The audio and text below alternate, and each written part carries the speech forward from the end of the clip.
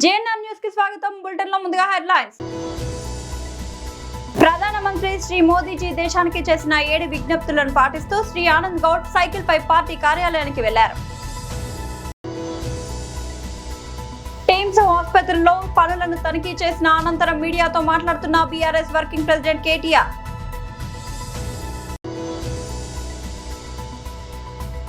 అనకాపల్లి జిల్లా అధ్యక్షులు మరియు మాజీ మంత్రి శ్రీ గుడివాడ అమర్నాథ్ ప్రెస్ మీట్.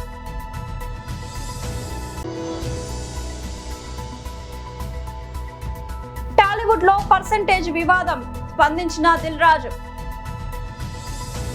ప్రధానమంత్రి శ్రీ మోదీజీ దేశానికి చేసిన 7 విజ్ఞప్తులను పాటిస్తూ శ్రీ ఆనంద్ గౌడ్ గారు సైకిల్ పై పార్టీ కార్యాలయానికి వెళ్లారు.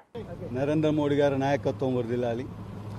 మొన్ననే పలు అభివృద్ధి కార్యక్రమాలు శంకుస్థాపన చేయడానికి వచ్చిన మన ప్రియతమ ప్రధానమంత్రి నరేంద్ర మోడీ గారు ఈ ప్రపంచంలో జరుగుతున్న యుద్ధాన్ని దృష్టిలో పెట్టుకొని మన దేశ ఆర్థిక పరిస్థితి బాగుండాలంటే 1 సంవత్సరం పాటు ఈ యుద్ధం ఆగిపోయేంత వరకన్నా మనం కొన్ని విషయాల్లో జాగ్రత్తలు తీసుకుంటే మన ఆర్థిక పరిస్థితి బాగుంటుంది, భవిష్యత్తులో ఇబ్బంది పడకుంటుంటామని చెప్పడానికి మొన్న అక్కడికి వెళ్ళి ఒక సందేశం దేశ ప్రజలకు ఇచ్చింది.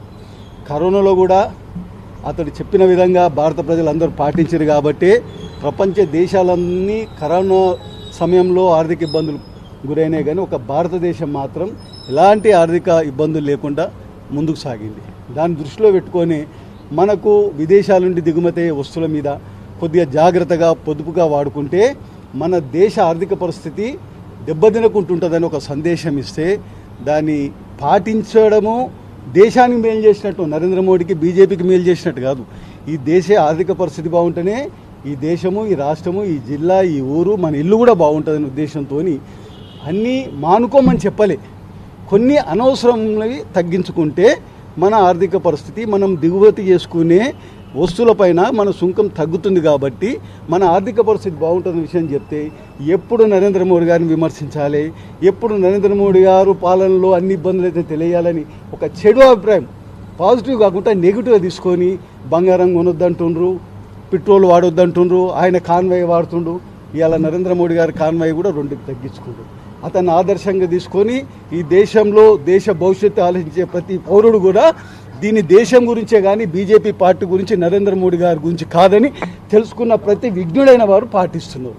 మేము కూడా ఏమంటున్నామంటే ఇప్పుడున్న పరిస్థితుల్లో ధరలు పెరిగితే మనకే ఇబ్బంది అవుతుంది కాబట్టి పొదుపుగా వాడితే మనకున్న నిల్వలు సరిపోయి మనకు ధరలు పెంచకపోవడానికి కారణమవుతుంది, మన ఆర్థిక పరిస్థితి కూడా దెబ్బతిన ఉద్దేశంతో, ఒక మంచి ఉద్దేశంతో పెళ్ళిళ్ళు అయితే బంగారం ఇవ్వాలి కాకుండా ఒక సంవత్సరాలు కొనుక్కుంటాం, డివైడ్ చేసుకోరా డబ్బుని, ఎక్కడ పోతుంది. కానీ ఇవాళ 100 రూపాయలకు దొరికే వస్తువు రేపు 70 రూపాయలకే దొరికే అవకాశం ఉంది. కాబట్టి ఎన్ని మంచి ఉద్దేశంతో ఈ దేశ ప్రజలకు ఒక పిలిపించిండ్రు. దానిలో భాగంగా నేను కూడా రోజు రాష్ట్ర కార్యాలయానికి కారులో వస్తాను, ప్రతిరోజు వస్తాను. నేను కూడా వారానికి ఒక 2 రోజులు సైకిల్ మీద, 2 రోజులు బైక్ మీద, కొన్ని రోజులు ఎవరైనా నా కార్యకర్త అన్న స్టేట్ ఆఫీస్కి వస్తున్నామంటే నేను కూడా వస్తాను చెప్తే నా వంతుగా ఒక 5 లీటర్లు డీజిల్ పెట్రోల్ తగ్గించుకున్నామైతే ఇట్లా ప్రతి ఒక్క పౌరుడు ఆలోచిస్తే ఈ దేశ ఆర్థిక పరిస్థితి బాగుంటుంది. ఆర్థిక పరిస్థితి బాగున్నప్పుడే మనము, మన ఇల్లు బాగుంటుంది. కాబట్టి దృష్టిలో పెట్టుకొని మనమందరం కూడా ఈరోజు మన నాయకులు, మా ఓబీసీ నాయకులు కూడా వారానికి ఒక రోజు మీరు ఎక్కడైనా పోయేది ఉంటే 2 ఫ్రెండ్స్ కలిసి, 2 కార్యకర్తలు కలిసి, ఎక్కడైనా 4 కలిసిపోయేది ఉంటే ఒకే కారులో పోయి ఇలా మన ఎంతో ప్రయత్నం మనం చేస్తే ఈ దేశాన్ని ఆర్థికంగా బలపరిచిన వారైతాం, దేశాన్ని అభివృద్ధిలో తీసుకుపోవడానికి మనం కూడా భాగస్వామ్యం అవుతాం. కాబట్టి నరేంద్ర మోడీ గారి పిలుపుని అనుసరించి అందరం కూడా ఇది పాటించాలని, దేశ ప్రజలకు ముఖ్యంగా మన మేలు కోరి చెప్తున్నాడు. కాబట్టి దీన్ని మంచిగా లోతుగా ఆలోచించి మంచి అభిప్రాయం కాబట్టి మీరందరూ పాటించాలని కోరుకుంటున్నాను. భారత్ మాతాకి జై. టీమ్స్ ఆసుపత్రిలో పనులను తనిఖీ చేసిన అనంతరం మీడియాతో మాట్లాడుతున్న బీఆర్ఎస్ వర్కింగ్ ప్రెసిడెంట్ కేటీఆర్. సేవలు అందాలి.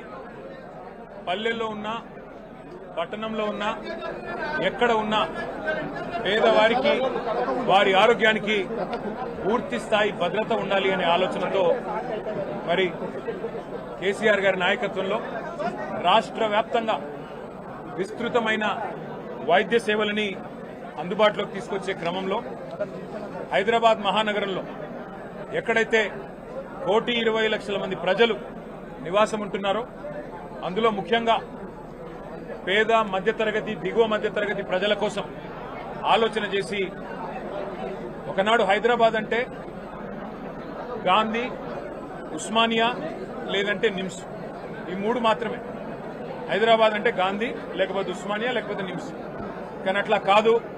హైదరాబాద్లోని ప్రజలకు కూడా బ్రహ్మాండమైన వైద్య సేవలు ఢిల్లీలోని ఎయిమ్స్ తరహాలో అందించాలి అనే లక్ష్యంతో కేసీఆర్ గారి నాయకత్వంలో హైదరాబాద్ మహానగరంలోనే 4 చోట్ల Telangana institute of medical sciences పేరిట ఒక బృహత్తరమైన యజ్ఞానికి ఆనాటి ప్రభుత్వం శ్రీకారం చుట్టడం జరిగింది.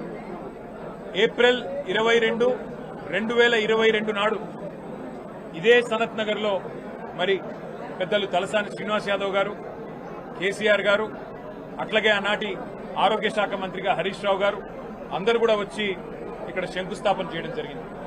ఒక సనత్ నగర్ లోనే కాదు, హైదరాబాద్ చుట్టూ 4 దిక్కుల ఈస్ట్, వెస్ట్, నార్త్, సౌత్ 4 వైపులా ప్రజలకి మరి వైద్య సేవలు అందుబాటులో ఉండాలి అని చెప్పి టిమ్స్ అనే బ్రాండ్ కింద బ్రహ్మాండమైన ఈ కార్యక్రమానికి కేసీఆర్ గారు శ్రీకారం చుట్టినారు.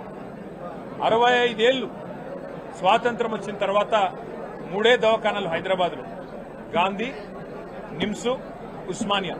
కానీ కేసీఆర్ గారు కేవలం తన ప్రభుత్వం 9.5 ఏళ్లుంటే అందులో జిల్లాకు ఒక మెడికల్ కాలేజ్ కట్టారు.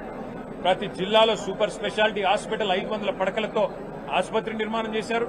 హైదరాబాద్ లో కూడా మరి 4 టిమ్స్ హాస్పిటళ్లు మంజూరు చేసిన ఘనత కూడా కేసీఆర్ గారికి దక్కుతుంది. ఇవాళ చాలా సంతోషంగా ఉంది. ఈ టిమ్స్ సనత్ నగర్ ఓపీ సేవలు ప్రారంభమైనాయంటే మా సూపరింటెండెంట్ గారిని అడిగి మరి మేము కూడా చూస్తాము ఎట్లా జరుగుతా ఉంది. ఇది మా నాయకుడి విజన్, మా నాయకుడి కళ. హైదరాబాద్ లో మెరుగైన వైద్య సేవలు అందించాలనేది 350 బస్తీ దవాఖానాలు పెట్టాము, ప్రైమరీ డిస్పెన్సరీ కేంద్రాలు. అట్లాగే అద్భుతమైన సేవలు అందించడానికి టిమ్స్ పెట్టాము. ఎట్లా పనిచేస్తున్నాయో చూడడానికి వస్తామంటే వారు చాలా విశాల హృదయంతో మమ్మల్ని అందరిని ఆహ్వానించినందుకు వారికి కూడా ధన్యవాదాలు. అనకాపల్లి జిల్లా అధ్యక్షులు మరియు మాజీ మంత్రి శ్రీ గుడివాడ అమర్నాథ్ ప్రెస్ మీట్. వాడుకుంటున్నటువంటి తీరుని, ప్రజలకు చెప్తున్నటువంటి విషయాల్ని, చూపిస్తున్నటువంటి విషయాల్ని, వాటి వాస్తవాల్ని ప్రజల ముందు పెట్టాలన్నటువంటి ఉద్దేశంతో ఈరోజు మీ ముందుకు రావడం జరిగింది. సహజంగా చంద్రబాబు నాయుడు గారు ఎప్పటికప్పుడు ప్రజలకు కానీ వారి పార్టీ నాయకులు కానీ చెప్పేటువంటి మాట ఏంటంటే ప్రతి సంక్షోభాన్ని నుంచి ఒక అవకాశాన్ని వెతుక్కోవాలనేటువంటిది చంద్రబాబు నాయుడు గారు సహజంగా చెప్పేటువంటి మాట. అది రాజకీయాల్లోనైనా లేకపోతే వ్యాపారాల్లోనైనా సహజంగా వారు చెప్పేటువంటి వారి విధానం అది.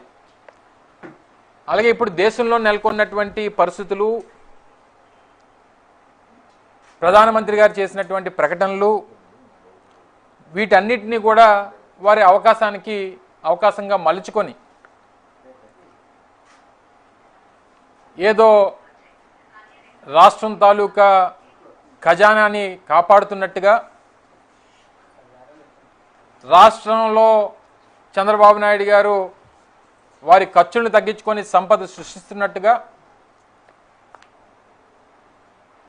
వారు చేస్తున్నటువంటి ప్రకటనలు, చేస్తున్నటువంటి ప్రచారం మనం ఈ మధ్య రెండు రోజులుగా చూస్తూ ఉన్నాం. నిన్న కేబినెట్ సమావేశం అయింది.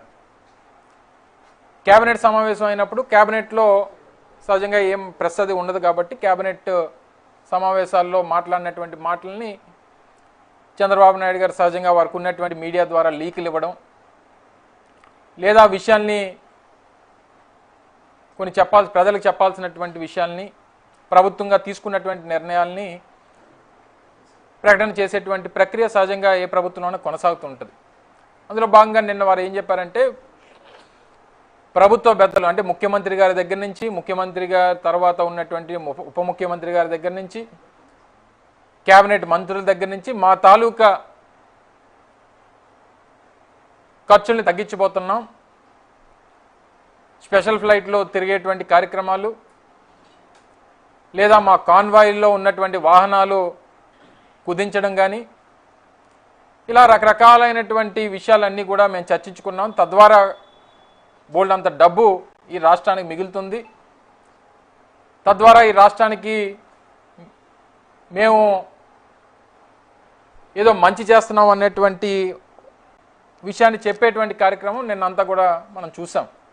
ఎగ్జిబిటర్లు నిర్మాతల మధ్య కొనసాగుతున్న పర్సెంటేజీ విధానం వివాదంపై ప్రముఖ సినీ నిర్మాత దిల్ రాజు స్పందించారు.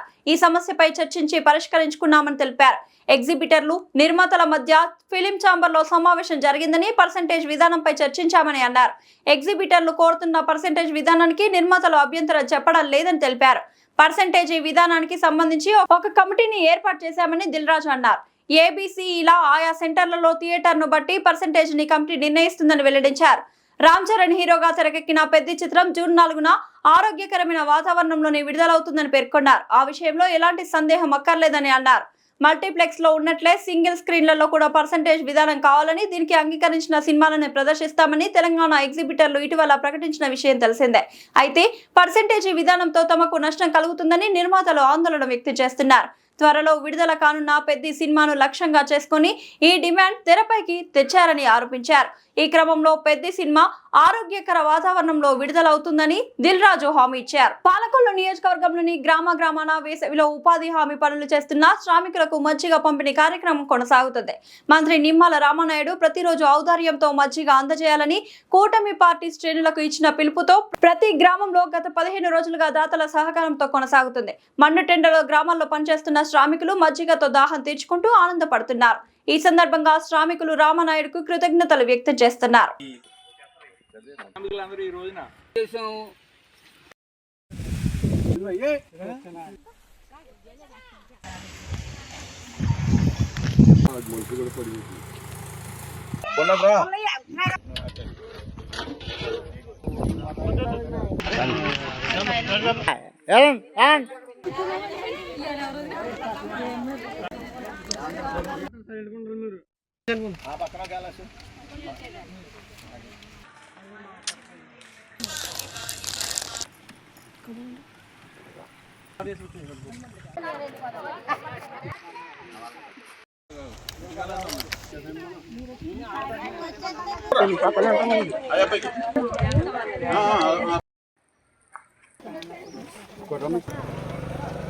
ఈ రోజు మనమంతా ఫౌండేషన్ ఆధ్వర్యంలో కాపు వీధి సెంటర్ లో మజ్జిగ చలివేంద్రం నిర్వహించడం జరిగింది.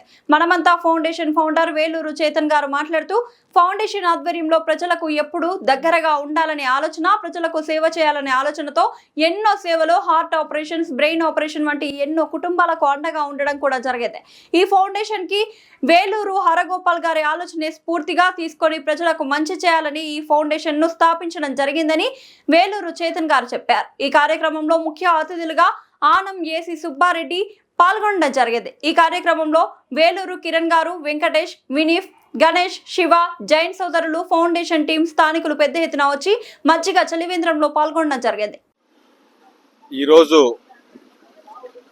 స్థానిక కాపు వీధి మిత్రమండలి ఆధ్వర్యంలో నెల్లూరు పట్టణంలో రాజకీయానికి, వస్త్ర వాణిజ్య, సువర్ణ వ్యాపారాలకు కేంద్ర నిలయమై అన్నింటికీ మించి ప్రజలకి అందుబాటులో ఉండేటటువంటి సరుకులు ఏవైనా సరే దొరికేటటువంటి ప్రాంతం కాపు వీధి. కాపు వీధి అని చెప్పగానే ఏ వర్గం వారికైనా సరే గుర్తొచ్చేది, నెల్లూరు అనంగానే గుర్తొచ్చేది కాపు వీధి ప్రాంతం. కారణం, అన్ని వర్గాల వారికి ఇది గుండెకాయ వంటిది. అనాదిగా ప్రతి ఒక్కరికి, నెల్లూరుకే కాకుండా పట్టణ ప్రాంత వాళ్ళకే కాకుండా నెల్లూరు జిల్లా వాసులందరికీ కూడా కాపు వీధి అనంగానే నెల్లూరు పట్టణం గుర్తు వస్తుంది. అటువంటి పట్టణం నడిబొడ్డులో మనమంతా ఫౌండేషన్ పేరుతో ప్రజాసేవకు చేయి కలుపుదాం. అవసరాలలో ఉన్న ప్రజానీకానికి మనం ఆపన్న హస్తం అందిస్తాం అనేటటువంటి మహత్తరమైనటువంటి ఉద్దేశంతో నిండా 25 సంవత్సరాలు కూడా నిండనటువంటి యువకుడు, పట్టణానికి ఎంతో సుపరిచితుడైనటువంటి ఒకప్పటి మాజీ కార్పొరేటర్ అరిగెల వారి మనవడు అరగోపాల్ గారి మనవడు వేలూరి చైతన్య లలిత్ కుమార్ గారు ఒక సదుద్దేశంతో ఇప్పటికి 25 మందికి వైద్య ఖర్చుల నిమిత్తం తన సొంత నిధులతో వారిని ఆదుకొని ముందుకు వెళుతున్నటువంటి సందర్భం. ప్రతి ఒక్క యువకుడికి కూడా తను చేసేటటువంటి ఈ కార్యక్రమం స్ఫూర్తిదాయకం కావాలి అని మాత్రం మనస్ఫూర్తిగా కోరుకుంటూ ఉన్నాను. తన సంకల్పం ఎంత గొప్పగా ఉందయ్యా అంటే, నిన్నటి నుంచి కాస్త వాతావరణం చల్లబడింది. ఏమిటబ్బా ఇది చల్లబడినప్పుడు చలివేంద్రం, మజ్జిగ చలివేంద్రం అంటున్నాడే అని అనుకున్నాను నేను. కానీ ప్రకృతి మళ్ళా తన సేవా కార్యక్రమాల్ని ముందుకు తీసుకువెళ్ళాలి అనే విధంగా ఆ సూర్య భగవానుడు మళ్ళా భగభగమంటూ ప్రకాశిస్తూ ఉన్నాడు. కాబట్టి తను చేసే ప్రతి ప్రయత్నంలో కూడా, ప్రతి అడుగులో కూడా నిజాయితీ, నిస్వార్థం, సేవ సేవ సేవ ఒకటే కనిపిస్తుంది తప్ప మరొకటి కాదు కాదు కాదు అని మాత్రం సవినయంగా మనవి చేసుకుంటూ, తను రానున్న భవిష్యత్తులో మరింతగా విస్తృతి చెంది పట్టణ మొత్తానికి కూడా, ప్రజానీకానికి, ముఖ్యంగా యువతకి ఆదర్శప్రాయంగా నిలవాలి అని మనస్ఫూర్తిగా కోరుకుంటూ సెలవు తీసుకుంటున్నాను. స్థానిక అపోలో సెంటర్లో నిరసన. సిపిఎం నాయకులు మాట్లాడుతూ 5 రాష్ట్రాల ఎన్నికలు పూర్తయిన వెంటనే కేంద్రంలో ఉండే బీజేపీ ప్రభుత్వం పెట్రోల్, డీజిల్ పై 3 రూపాయలు పైగా పెంచడం దుర్మార్గం.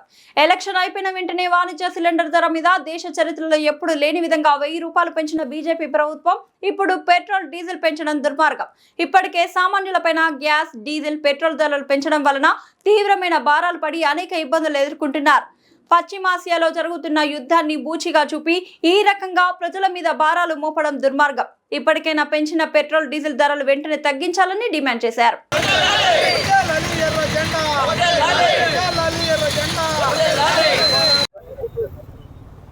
మిత్రులారా, కేంద్ర ప్రభుత్వం పెట్రోల్ పైన అట్లాగే డీజిల్ పైన ధరలు పెంచుతూ నిర్ణయం తీసుకుంది. ఇప్పటికే గ్యాస్ పైన ధరలు పెంచింది. గ్యాస్, పెట్రోల్, డీజిల్ ధరలు పెంచి విపరీతమైన భారాలని ప్రజలపైన వేసింది. ఒకవైపున ఇన్ని రకాల సంక్షోభాలు వచ్చినా కానీ మన విశ్వగురు పాలనలో మన భారతదేశంలో ఏ విధంగా ధరలు పెరగవు, మొత్తం స్థిరంగా ఉంటాయని చెప్పేసి బాగా ఊతూ ఉన్నా కానీ ఈరోజు ఉన్న పరంగా అన్ని 5 రాష్ట్రాలు ఎన్నికలు అయిపోయిన తర్వాత కేంద్ర ప్రభుత్వం పెట్రోల్ ధరలు పెంచుతూ, డీజిల్ ధరలు పెంచుతూ నిర్ణయం తీసుకోవడం జరిగింది. ఈ యొక్క ధరల యొక్క ప్రభావం ప్రజలపైన ఇప్పటికే అనేక రకాలుగా ట్రాన్స్పోర్ట్ ధరలు పెరిగాయి, నిత్యావసర వస్తువుల ధరలు పెరిగాయి. అదేవిధంగా అన్ని రకాల వస్తువుల యొక్క ధరలు పెరిగి ప్రజలపైన భారాలు పడితే ఈ యొక్క భారాలు మరింతగా ఇబ్బంది పడే పరిస్థితి వచ్చింది.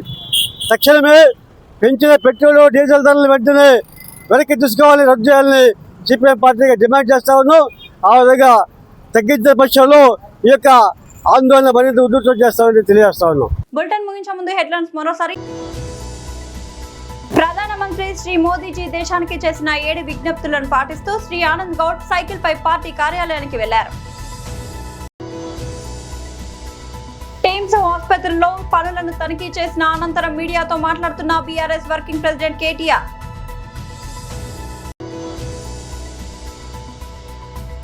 అనకాపల్లి జిల్లా అధ్యక్షులు మరియు మాజీ మంత్రి శ్రీ గుడివాడ అమర్నాథ్ ప్రెస్ మీట్.